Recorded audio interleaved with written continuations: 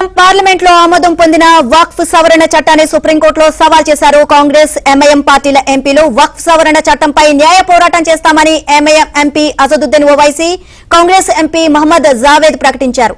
రాజ్యాంగ విరుద్ధంగా వక్ఫ్ చట్టంలో మార్పులు చేశారని ఎంపీలు విమర్శించారు. 1995 చట్టానికి అనేక మార్పులు చేసి రాజ్యాంగంలోని 14, 25, 26, 29, 300A అధికరణాలకు ఉల్లంఘించారు అని పిటిషన్లో పేర్కొన్నారు.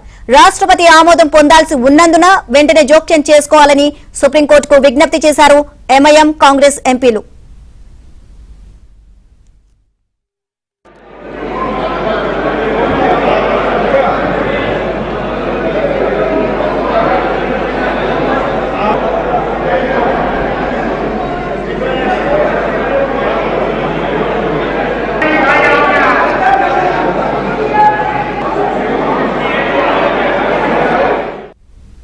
రైట్, ఓవరాల్ గా ఇదే అంశానికి సంబంధించి మరిన్ని అప్డేట్స్ మా ఢిల్లీ బ్యూరో చీఫ్ కృష్ణ అని తెలుసుకుందాం. కృష్ణ, పార్లమెంట్ లో ఆమోదం పొందిన వక్ఫ్ సవరణ చట్టాన్ని సుప్రీంకోర్టులో సవాల్ చేశారట కాంగ్రెస్ ఎంఐఎం పార్టీ ఎంపీలు. దీనికి సంబంధించి ఓవరాల్ అప్డేట్స్ ఏంటి?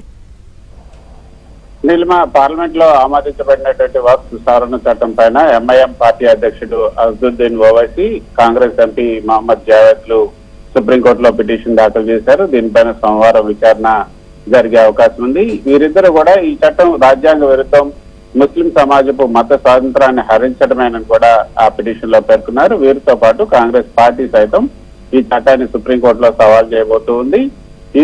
ఈ సవరణ చట్టం ద్వారా ఏదైతే ఈ చేసినటువంటి సవరణలు వక్ఫ్ బోర్డుల్లో ముస్లిమేతర సభ్యులను చేర్పించడం, వివాదాస్పద వక్ఫ్ ఆస్తుల యాజమాన్యం పైన ప్రభుత్వ నియంత్రణ పెంచడం వంటి మార్పులు ప్రతిపాదించబడ్డాయి.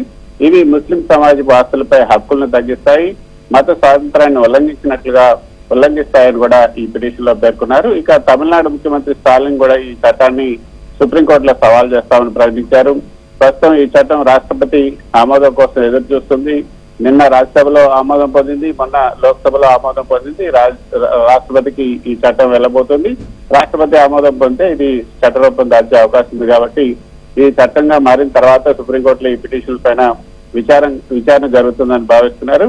అయితే ముస్లిం హక్కుల ఉల్లంఘన ఏ విధంగా జరిగిందన్న దానిపైన ఇందులో ఇచ్చినటువంటి పిటిషనర్లు చేసినటువంటి వాదనలు చూస్తే వక్ఫ్ ఆస్తుల నిర్వహణను ప్రభుత్వం నియంత్రణలోకి తెచ్చేలాగా మార్పులు చేయటం, ముస్లిం సమాజం మీద ప్రభుత్వం ఆధిపత్యం పెరుగుతుంది.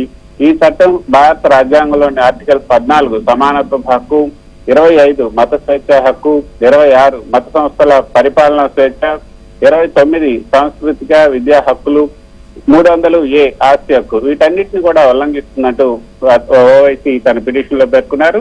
ఈ చట్ట సవరణ ప్రకారం వక్ఫ్ బోర్డుల్లో ముస్లిమేతర వ్యక్తులను కూడా సభ్యులుగా చేర్చే అవకాశం ఉంది. ఓవైసీ దీనిపైన అభ్యంతరం వ్యక్తం చేశారు. ఇది ముస్లింల మతం, అదేవిధంగా వాళ్ళ ఆస్తి పరిపాలన హక్కులను తగ్గించడానికి ఉద్దేశించిన కుట్ర అని కూడా ఆయన ఇటీవల లోక్సభలో ఆయన మాట్లాడుతూ ఆరోపించడం జరిగింది. ఆ బిల్లును కూడా ఆయన చించేశారు, మనం అంతా కూడా చూసాం. ఈ సవరణ ద్వారా వక్ఫ్ ఆస్తులను రద్దు చేసే అధికారాన్ని ప్రభుత్వానికి ఇస్తుంది. దీనివల్ల వక్ఫ్ బోర్డుల పరిధిలో ఉన్నటువంటి ఆస్తులు ప్రభుత్వ నియంత్రణలోకి వెళ్లే ప్రమాదం ఉందని కూడా ఓవైసీ వాదిస్తూ ఉన్నారు. మరి ఓవైసీ చట్టాన్ని బీజేపీ ప్రభుత్వం ముస్లింల ఆస్తులను హరించేందుకు తీసుకున్న చర్యగా ఆయన అభివర్ణిస్తూ ఉన్నారు. ఇది ముస్లిం మైనారిటీ హక్కులను క్రమంగా దెబ్బతీసే విధానం అని కూడా ఆయన పేర్కొన్నారు. కాబట్టి ఈ కారణాల వల్ల అసదుద్దీన్ ఓవైసీ, అదేవిధంగా కాంగ్రెస్ ఎంపీ మహమ్మద్ జావేద్ సుప్రీంకోర్టును ఆశ్రయించి ఈ చట్టాన్ని రద్దు చేయాలని పిటిషన్ దాఖలు చేశారు. ఈ నేపథ్యంలో ఈ వివాదం పైన భవిష్యత్తులో సుప్రీంకోర్టు తీర్పు కీలకంగా మారనుంది. Neelima. Right, thank you Krishna.